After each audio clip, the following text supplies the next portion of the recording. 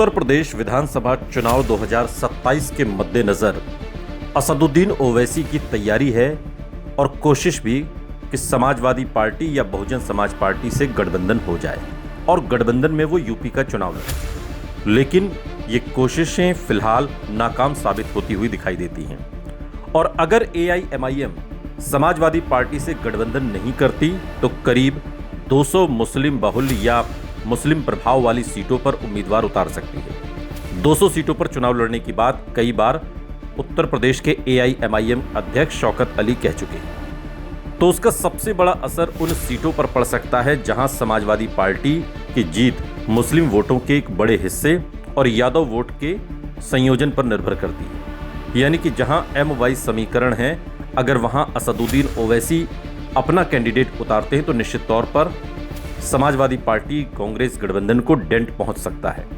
हालांकि इसे ये कहना सही नहीं होगा कि ओवैसी हर ऐसी सीट पर सपा का वोट काट देंगे। 2022 में एआईएमआईएम का प्रदर्शन सीमित रहा और पार्टी का केवल एक उम्मीदवार जमानत बचा पाया। फिर भी 2027 के लिए एआईएमआईएम ने बड़े पैमाने पर तैयारी शुरू कर दी है। जून 2026 में पार्टी ने अकेले चुनाव लड़ने की स्थिति में लगभग 200 सीटों पर उतरने की तैयारी बताई थी और जुलाई में ओवैसी ने सपा के साथ गठबंधन की संभावना भी खुली रखी। पश्चिमी यूपी में सबसे ज्यादा दबाव मेरठ, मुरादाबाद, रामपुर, संभल, अमरोहा, बिजनौर, सहारनपुर, मुजफ्फरनगर, शामली, बुलंदशहर और हापुड़ की मुस्लिम प्रभाव वाली सीटों पर बन सकता है। इनमें मुरादाबाद शहर, कुंदरकी, बिलारी, ठाकुरद्वारा, कांट, धामपुर, नगीना, नजीबाबाद, चांदपुर, सेवहारा, अमरोहा, नौगामा, सादात, संभल, स्वार, रामपुर, सहारनपुर देहात और देवबंद जैसी सीटों पर मुस्लिम मतदाता चुनावी गणित को निर्णायक रूप से प्रभावित कर सकते हैं। उत्तर प्रदेश में मुस्लिम मतदाताओं का प्रभाव लगभग 130 विधानसभा सीटों तक निर्णायक माना जाता है, जबकि मुस्लिम आबादी का बड़ा भौगोलिक संकेंद्रण पश्चिमी यूपी, रोहिलखंड, अवध और पूर्वांचल में है। ये वो इलाके हैं जहां पर मुस्लिम बाहुल्य सीटों की तादाद है। रोहिलखंड और तराई एआईएमआईएम के लिए दूसरा महत्वपूर्ण क्षेत्र होगा।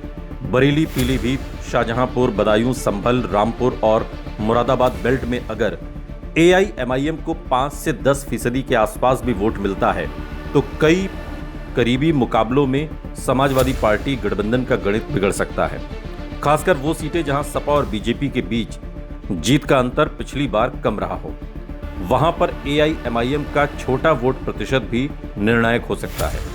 लेकिन यहां भी एक महत्वपूर्ण बात है, एआईएमआईएम की चुनौती तभी गंभीर बनेगी जब वो स्थानीय स्तर पर मजबूत उम्मीदवार उतारे और मुस्लिम वोट का एक हिस्सा वास्तव में अपने साथ ले जाए। केवल मुस्लिम आबादी ज्यादा होने से एआईएमआईएम मजबूत नहीं हो जाती। 2027 की तैयारी में एआईएमआईएम ने उत्तर प्रदेश के पश्चिमी हिस्से और अवध को विस्तार के प्रमुख क्षेत्रों के रूप में चिन्हित किया है। अवध क्षेत्र में एआईएमआईएम की संभावित रणनीति समाजवादी पार्टी के लिए और ज्यादा दिलचस्प हो सकती है। बहराइच, श्रावस्ती, बलरामपुर, गोंडा, बाराबंकी, सीतापुर, लखनऊ, अयोध्या और हरदोई के कुछ मुस्लिम प्रभाव वाले विधानसभा क्षेत्रों में पार्टी उम्मीदवार उतार सकती है। खासतौर पर बहराइच की मटेरा सीट से 2027 अभियान की शुरुआत करना राजनीतिक रूप से संदेश देने वाला कदम था, क्योंकि यहां सपा की मौजूदा विधायक हैं और एआईएमआईएम ने इसी क्षेत्र में अपनी सक्रियता दिखाई। यानी ओवैसी सिर्फ मुस्लिम आबादी वाले क्षेत्र तलाश नहीं रहे, बल्कि उन सीटों पर भी चुनौती देने की कोशिश कर रहे हैं जहां सपा का मौजूदा संगठन मजबूत है। लखनऊ मध्य, लखनऊ पश्चिम, बाराबंकी, कैसरगंज क्षेत्र की मुस्लिम प्रभाव वाली सीटें और बहराइच, श्रावस्ती बेल्ट में एआईएमआईएम का उम्मीदवार विपक्षी वोटों के बंटवारे का कारण बन सकता है। पूर्वांचल एआईएमआईएम और सपा के बीच सबसे बड़ा राजनीतिक मैदान बन सकता है।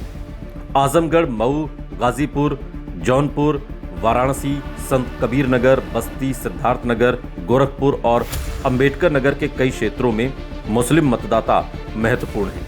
खासतौर पर मुबारकपुर, निजामाबाद, गोपालपुर, आजमगढ़, फूलपुर, पवई, दीदारगंज, जौनपुर, शाहगंज, केराकट, बदलापुर, घोसी, मधुबन, मोहम्मदाबाद, गोहना, गाजीपुर सदर और जंगीपुर जैसी सीटों में एआईएमआईएम के उतरने से सपा को सावधान रहना पड़ेगा। 2022 में आजमगढ़ जिले की कई सीटों पर सपा ने बड़े अंतर से जीत हासिल की थी। मसलन गोपालपुर, निजामाबाद, मुबारकपुर और आजमगढ़ में सपा मजबूत रही। लेकिन एआईएमआईएम अगर यहां अपने वोट बैंक को खड़ा करती है तो सपा के लिए सिर्फ मुस्लिम प्रतिशत देखना पर्याप्त नहीं होगा। उसे उम्मीदवार की जातीय पकड़, स्थानीय संगठन और मुस्लिम वोट के भीतर एआईएमआईएम की स्वीकार्यता को भी देखना होगा। मध्य यूपी और बुंदेलखंड में एआईएमआईएम का असर तुलनात्मक रूप से सीमित रहने की संभावना है। कानपुर, कानपुर देहात, उन्नाव, औरैया, इटावा, फर्रुखाबाद, कन्नौज, फतेहपुर और प्रयागराज के कुछ शहरी क्षेत्रों में पार्टी प्रयोग कर सकती है, लेकिन यहां उसका मुख्य उद्देश्य सीट जीतने से ज्यादा संगठन फैलाना हो सकता है। इसी तरह बुंदेलखंड में मुस्लिम मतदाता का भौगोलिक संकेंद्रण पश्चिमी यूपी या पूर्वांचल जैसा नहीं है, इसलिए एआईएमआईएम के लिए यहां सपा को नुकसान पहुंचाने की क्षमता अपेक्षाकृत कम होगी। सबसे महत्वपूर्ण सवाल यह है कि क्या एआईएमआईएम वास्तव में सपा की 20 से 30 सीटें बिगाड़ सकती है? इसका जवाब फिलहाल निश्चित नहीं है। एआईएमआईएम की रणनीति अब सिर्फ चुनाव लड़ने की नहीं, बल्कि मुस्लिम वोटों को राजनीतिक रूप से संगठित करने और बेहतर सीट शेयरिंग के लिए दबाव बनाने की भी दिखाई देती है। जुलाई 2026 में ओवैसी ने सपा को गठबंधन का संकेत देते हुए कहा कि चुनाव के बाद शिकायत करने के बजाय पहले एकजुटता पर विचार करना चाहिए। इसलिए 200 सीटों पर लड़ने की बात को अंतिम उम्मीदवार सूची नहीं, बल्कि राजनीतिक दबाव और संगठन विस्तार की रणनीति के रूप में भी देखना चाहिए। आकलन यह है कि यदि एआईएमआईएम अकेले 200 सीटों पर लड़ती है तो सपा के लिए सबसे संवेदनशील सीटें लगभग 3 समूहों में होंगी।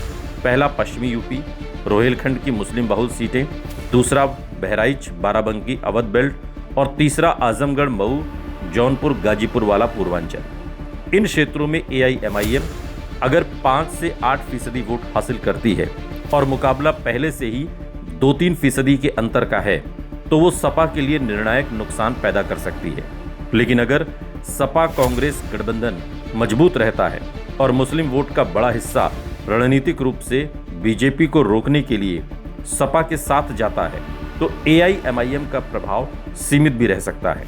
यानी ओवैसी की असली ताकत 200 सीटें जीतना नहीं, बल्कि 20-40 करीबी सीटों पर चुनाव का अंतर बदलने की क्षमता हो सकती है। यही कारण है कि अखिलेश यादव के लिए एआईएमआईएम का गठबंधन में आना नुकसान से ज्यादा अवसर भी बन सकता है, अगर दोनों दल सीटों और उम्मीदवारों पर समझौता कर लें तब।